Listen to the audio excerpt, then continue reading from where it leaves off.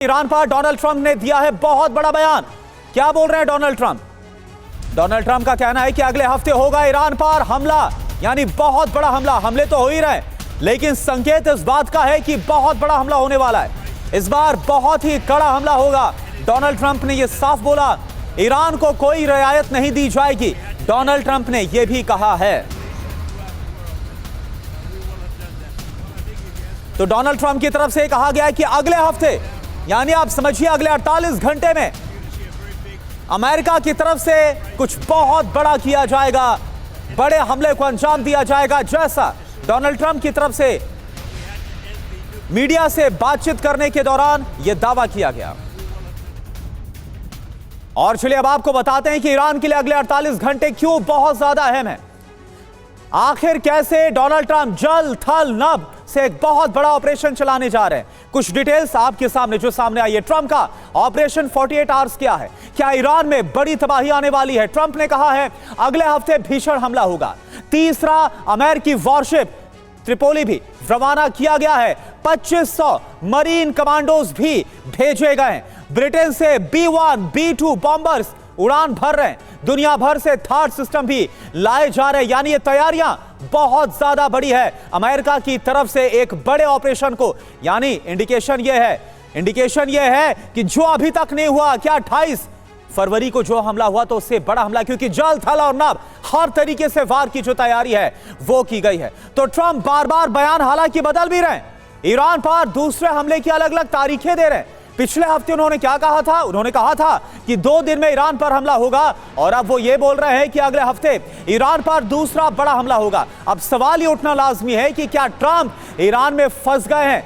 कुछ जानकारी आपके सामने हम रखते हैं। ईरान में क्या फंस गए हैं डोनाल्ड ट्रंप? पहला तथ्य क्या आ रहा है, जो पहला फैक्ट है, ईरानी नेतृत्व पर हमले का जो असर है वो अभी तक वैसा नजर नहीं आया। वो डटकर अभी भी मुकाबला कर रहा और हमलों को अंजाम दे रहा है। दूसरा तथ्य, ईरानी सेना का अमेरिकी ठिकानों पर हमला जारी है। और तीसरा तथ्य, अरब देशों पर ईरान के ताबड़तोड़ हमले। चौथा तथ्य, लगातार 15 दिनों से ईरानी सेना एक्टिव। पांचवा तथ्य, अमेरिकी सेना ईरान को जवाब नहीं दे पाई। और छठा तथ्य, यूएस के पास ईरान की ड्रोन आर्मी का जवाब नहीं है। सातवां तथ्य, ट्रंप के पास कोई एग्जिट प्लान इस वक्त मौजूद नहीं है। और आठवां तथ्य क्या है, होर्मुज से ईरान अमेरिका को झटका देने में सफल रहा। और नौवां तथ्य है कि डोनाल्ड ट्रंप पर घरेलू राजनीति का बड़ा दबाव है।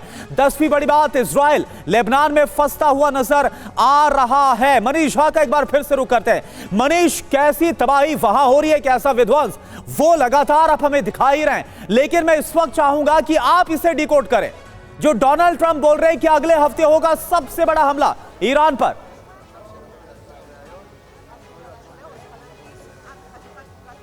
देखिए, सबसे बड़ी बात यही है कि जंग तो आप शुरू कर सकते हैं, लेकिन जंग को ना आप ये तय कर सकते हैं कि वो किस डायरेक्शन में जाएगा और कब ख़त्म होगा।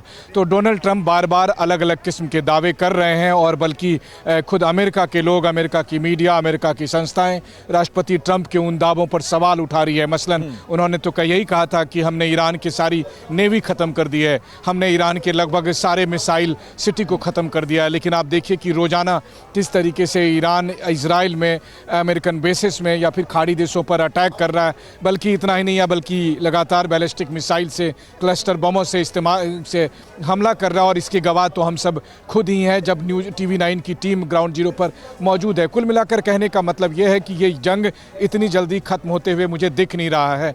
बल्कि मैं अगर आपको कहूँ कि डोनाल्ड ट्रंप पर दबाव के बाद वो ज़रूर कुछ एडवेंचर में बड़े बड़े हमले करते हुए दिखाई देंगे, लेकिन अगर इसी तरीके से दोनों पक्ष एक दूसरे पर हमले करते हुए दिखेगा तो फिर इसकी चपेट में केवल वही मुल्क नहीं आएंगे जो कि डायरेक्ट इसमें शामिल है, बल्कि तमाम ऐसे मुल्क भी आएंगे जो कि इनडायरेक्टली इससे बुरी तरह से प्रभावित हो रहे हैं। एक जो और दूसरी अहम बात है वो यही है कि देखिए, मैं तो यही समझता हूं कि जब हमास के खिलाफ इजराइल ने गाजा में युद्ध शुरू किया था तो छोटा सा गाजा था, उसको 2 साल तक बॉम्बिंग करने के बावजूद भी बंधकों की रिहाई के लिए पॉलिटिकल बातचीत के जरिए समाधान निकला था। लेबनान में लगातार हिजबुल्लाह को खत्म करने के लिए इजराइल के अटैक होते रहे, लेकिन तब भी अभी तक बिल्कुल देखिए, मनीष, आप एक छोटा दिन सा में 150 गाजा था और जो मिसाइलों हमास की से- ताकत है वो कहीं गुना ज्यादा कम है अगर पूरे ईरान की ताकत उसकी मिलिट्री की बात की जाए। और उसके बावजूद इजराइल को लगातार 2-2.5 साल तक वहां पर एंगेज करके उसने रख दिया और फिर बातचीत का रास्ता, डिप्लोमेसी का ही रास्ता निकाला गया। अभी के लिए आपका बहुत बहुत शुक्रिया। वहां से जो आपने तस्वीरें भी दिखाई